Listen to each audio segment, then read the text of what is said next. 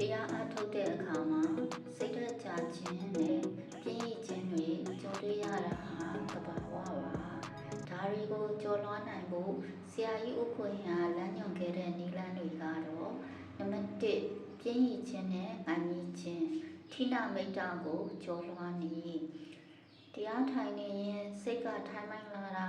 ငိုက်လာတာမျိုးဖြစ်လာရင်အသက်ရှူနှုန်းကိုပြောင်းလဲလိုက်ပါစိတ်ကိုအစိပ်ပိုင်းလိုက်မှတ်နေတာကိုခဏရပ်လိုက်ပါ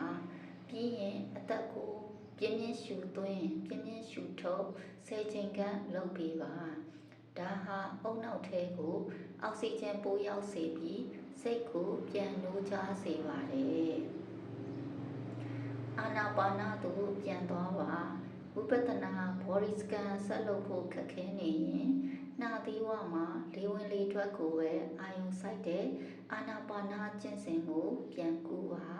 စိတ်တည်ငြိမ်ပြီးနိုးကြလာမှဝိပဿနာပြန်ဆက်ပါ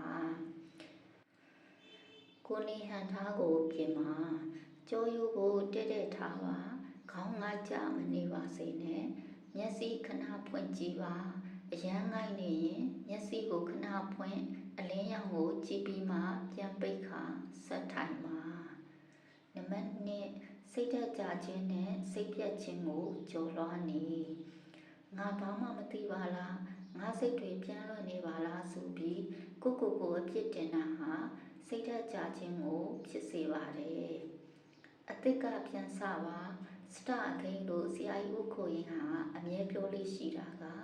Start again patiently and persistently တိခန့်စိတ်နဲ့ဆွဲရှိရှိအတိတ်ကပြန်စားပါစိတ်ပြန့်သွားရင်လည်းပြန့်သွားမှန်းသိလိုက်တာဟာတတိတရားပဲလို့နှလုံးသွင်းပြီးအပြစ်မတင်ပဲပြန်စားပါရလက်ကိုမျှော်လင့်ခြင်းကိုလွတ်ချပါငါဒီနေ့တော့ငြိမ်ရမယ်ဝေဒနာတွေတွေးရမယ်ဆိုတဲ့မျှော်လင့်ချက်တွေကစိတ်ဓာတ်ကြခြင်းရဲ့အကြောင်းရင်းမှာ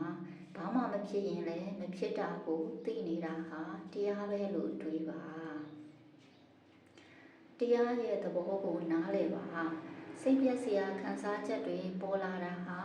စိတ်ထဲမှာကဲအောင်နေတဲ့ကိလေသာအငြိကြီးတွေအပေါ်ယံကိုတက်လာတာဆာဖေးအပ်ဖြစ်ပါတယ်ဒါဟာတရားတတ်နေတာကြောင့်သတ်ဆင်မှုဖြစ်စဉ်စတင်နေတာလို့အပြုသဘောမှတ်ယူပါနံပါတ်3ဇွဲနဲ့ဝရိယကိုဝိမြူခြင်းတရားအထုတ်တာဟာစိတ်ရဲ့ကြွက်သားတွေကိုလေ့ကျင့်ပေးနေတာနဲ့တူပါတယ်ခဏခဏမထပါနဲ့သတ်မှတ်ထားတဲ့အချိန်ဥပမာတနာရီပြည့်အောင်ထိုင်ဖို့ကြိုးစားပါပြင်းလို့စိတ်ညစ်လို့ထားလိုက်တာဟာရှုံးနေမှုကိုလက်ခံလိုက်တာနဲ့တူပါတယ်အနေဆအမြဲမရှိကိုစင်ချင်မှာဒီပြင်းတဲ့စိတ်ဒီစိတ်သက်ကြတဲ့စိတ်ဟာလည်းအမြဲမရှိဘူးခဏနေရင်ပျောက်သွားမှာပဲလို့စောင့်ကြည့်ပါအကြံပြုချက်အနေနဲ့ကတော့အမြဲတမ်းတက်ကြွနေဖို့မဖြစ်နိုင်ပါဘူးအရေးကြီးတာကစိတ်အခြေအနေဘယ်လိုပဲရှိရှိပုံမှန်လေးဆက်လုပ်သွားဖို့ပါပဲရှင်